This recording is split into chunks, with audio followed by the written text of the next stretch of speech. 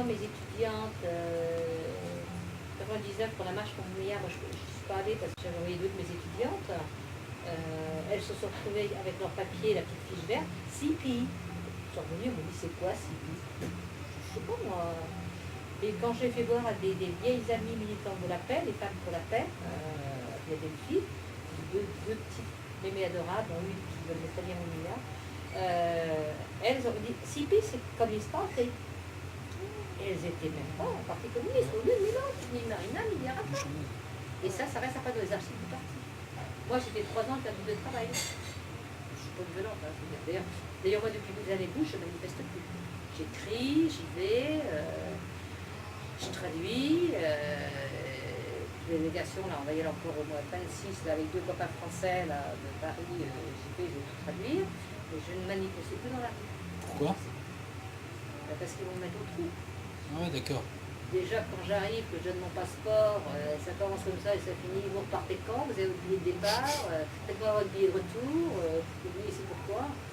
Bon, et quand on amène les délégations, on emmène moi, c'est pas moi, je me souviens des petites de Bobigny. Cette petite Bobigny, c'est pas facile. À chaque fois, ils nous en prennent 1 ou 2 pour mettre à l'isolement. Hein. Et Jacques Tiorto, il est passé aussi. Hein. Pierre Mansart, le député de Paris, que j'ai emmené le mois de décembre dernier, c'est pareil, ils m'ont gardé une demi-heure en isolement. Et pourquoi? C'est parce que c'est... Eh ben, ils en prennent un, ils laissent passer, vous laissez passer la police et tout. Ce que disait Pierre Mansart, on est bien passé, je dis oui, pas de problème. J'arrive dans le couloir, monsieur, vous me suivez, alors évidemment, il n'y en a pas qui parle français. Alors moi, j'ai dit, attendez, c'est la maire de Paris, il ne parle pas français, je dois aller avec lui, je suis interprète, circuler. En fait, il commence pas à circuler. Circuler. Et Pierre Mansart, ils l'ont gardé une demi-heure. Je veux dire, c'est quand même pas un grand rebelle, Pierre Mansart. Il est parti communiste, il est maire adjoint à la mairie de Paris, responsable du Grand Paris, et les copains, je les connais, c'est pas normal, ils mettent des bombes. Hein. Et lui, ils l'ont gardé une demi-heure. Mais les petits de Bobigny, c'était une crise de nerfs, parce qu'il est cible. Donc, une petite, donc elle avait 16-17 ans, pas plus. Hein. En plus, elle avait des pétitions de Montbéliard dans sa valise. Et elle est ressortie, mais terrorisée, la petite, terrorisée. Parce que personne ne parle français, question sur question. Ils font toujours des classes examinées, toujours. Hein. Moi, je mens jamais. Hein. Mais pourquoi? On vient pour ci, pour ça. Parce qu'après, ils me posent des questions sans salaire. Donc il n'y a pas de démocratie alors. On n'a pas le droit de s'exprimer et de dire ce qu'on veut. Les années Bush, c'est l'horreur. Non, moi je manifeste plus dans la rue. Hein. Et les jeunes qui manifestent, ils sont en prison. Alors c'est une... Il y a une telle réussite économique, entre guillemets, oui, c'est ça qui a fait mais quand même un mirage. Aujourd'hui, à la DAI, justement, il y a le témoignage de Juanito Fernandez, je ne sais plus comment, qu'on a vu à Rome l'autre jour, à l'AG de la Coalition mondiale, et il est à Paris là, aujourd'hui, où l'ALVH l'a fait venir. Il y a Radio Libertaire qui va faire un enregistrement. Ça nous a bouleversé l'autre jour, autant que ça. C'est un type, justement, on parle du rêve américain, c'est un type qui est né en Équateur, qui est venu aux États-Unis, qui a connu le rêve américain, 24 ans, bagnole de sport, plein de fric, il est en Floride, je crois, etc. Divorce avec 2 petites filles, et plus sa tante parle du coup, le fils du shérif se fait tuer, et sa copine poignardée de 6-7 couteaux, etc. En grosse panique, le fils du shérif, il faut trouver un coupable. Il cherche, toute personne. Et Juanito, ça s'appelle, je son nom trop mal, parce que c'est une question de respect vis-à-vis de lui,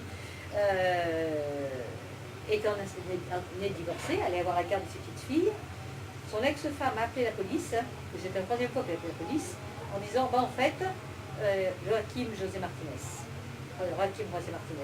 Et en fait, c'est mon ex-mari qui a tué le fils du shérif et son ami. Et elle avait quand même déjà appelé une fois pour dire qu'il voulait kidnapper les enfants, une 2e fois qu'il l'avait battu, et là du coup, comme c'était l'anniversaire de ma nouvelle petite amie, elle a appelé le flic en disant, voilà, mon ex-mari s'est confessé, il m'a dit qu'il avait tué le fils du shérif. Ni une ni deux, il avait, je crois, tourné les enfants chez sa femme, ils ont chez son ex-femme, ou les flics du coin de la rue. Il dit quoi? Il avait un accident de voiture pendant longtemps, il dit c'est pour un accident de voiture, etc. Il n'a rien compris, il s'est retrouvé en prison, exactement comme l'explique Frances. Il s'est retrouvé en prison, il dit mais c'est quoi ce truc? Il dit moi je pense que c'est du rêve américain que je parle. Il avait 24 ans, à fond pour la peine de mort, en plus moi j'étais à fond pour la peine de mort. Hein.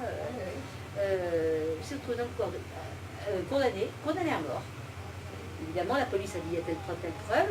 Ils ont bidouillé les enregistrements, etc. Tout. Ils ont tout bidouillé. Il s'est retrouvé dans le couloir de la mort, avec en plus des gens exécutés autour de lui. Il y en a eu deux par contre auprès de moi, dont un qui était absolument innocent. Hein. Et il est resté, je crois, 6 ans ou 7 ans. Je revois sur le site, son site, il va faire un film. 6 ans ou 7 ans au corps de la mort. En fait, sa famille a remué terre et ciel.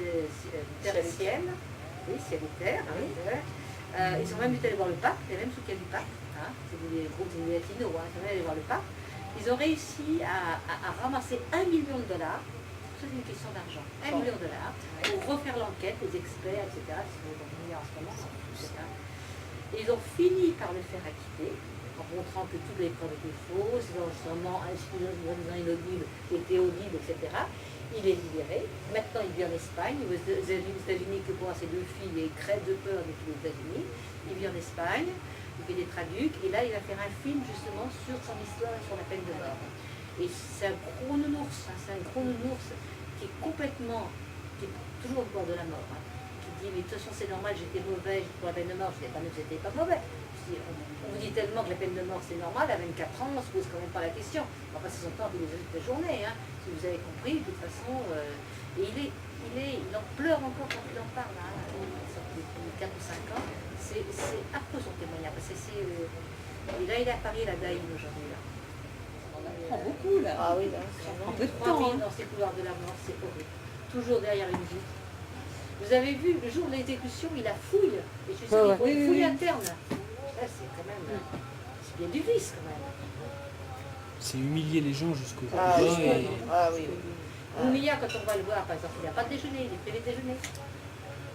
Tout est bon. Puis il ne leur donne pas de date d'exécution. Il leur dit pas à telle date, il serait exécuté en fait. Une fois que les recours sont épuisés, le gouverneur signe l'arrêt d'exécution. Moumiya, il en a eu 2 déjà, en 95-99.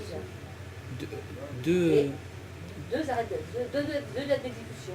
Et à chaque fois, on a réussi à faire sauter. C'est pour ça que là, elle demandait si... Et vous avez vu, la dernière fois, c'est 10 minutes avant. Ouais, c'est ça que je voulais savoir. Et des fois, ils sont sanglés et ils les descendent. Donc c'est une souffrance aussi psychologique. Parce que si vous voulez, leur seule chance, c'est que nous, à l'extérieur, on parle. C'est nous. C'est nous qui pouvons les libérer. Il y a quand même aux États-Unis des gens qui se battent aussi. Hein, il n'y en a pas beaucoup. Vous avez bien combien ils étaient là? Oui, c'est exact. C'est vraiment pas spectaculaire. C'est impressionnant. Mais est-ce qu'ils ont le droit de le faire? Officiellement, ils ont le droit, mais ça veut dire qu'ils n'ont plus de carrière. Si vous vous souvenez le film de Hurricane Carter, c'est un juge fédéral qui la quitte. Et il voit bien à la fin, sa carrière s'est arrêtée là. Ils n'ont plus d'avancement ni rien. Bon, sous Obama, ça peut-être se desserrer un peu, mais généralement, un juge fédéral celui qui gracierait, qui accorde à nous au procès Moumiya, sa carrière est finie. Sauf si sous Obama, on reprend un peu plus de...